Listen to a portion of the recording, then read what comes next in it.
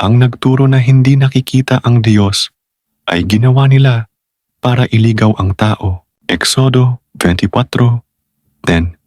At kanilang nakita ang Diyos ng Israel at mayroon sa ilalim ng kaniyang mga paa na parang isang yaring lapag na batong safiro at paris din ng langit sa kaliwanagan. Oxer mga hari, top of Poesy 2:19. At sinabi ni Mikeas, kaya't iyong dinggin ang salita ng Panginoon. Aking nakita ang Panginoon na nakaupo sa kaniyang luklukan. At ang buong hukbo ng langit ay nakatayo sa siping niya sa kaniyang kanan at sa kaniyang kaliwa. Hubo, Paralipomeno 18:0. At sinabi ni Mikeas, kaya't dinggin ninyo ang salita ng Panginoon.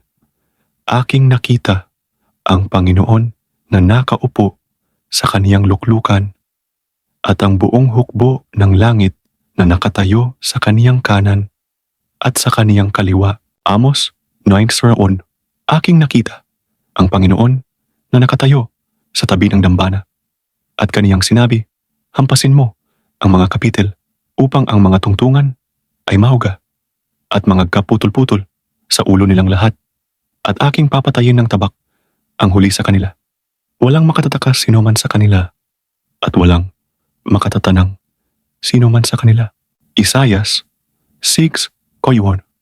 Noong taong mamatay ang Haring Uzzias, ay nakita ko ang Panginoon na nakaupo sa isang luklukan, matayog at mataas, at pinuno ang templo ng kaniyang kaluwalhatian.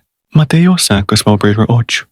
Mapapalad ang mga may malinis na puso, sapagkat makikita nila ang Diyos. Trekme Juan Asri Tatorjoltens. Minamahal, huwag mong tularan ng masama, kundi ang mabuti.